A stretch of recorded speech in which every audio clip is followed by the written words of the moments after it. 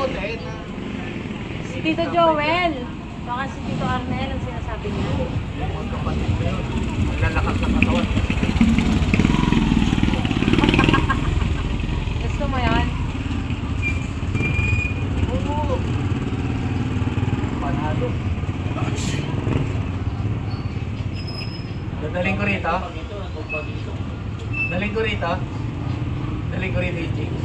Ganda. Ako baka narinig ng nanay ko. Baka magalit. Hindi na ako. Nanay. Okay na yan. Nanay daw. Ikaw to eh. Mas ganda. Hindi, ikaw to. Ito nakaputi na t-shirt. Di ba bakla? Wala! Bakit bakla din naman si Vice ganda? Na-receive mo ba sis yung load? Hindi na, walang notification. Baliw ko.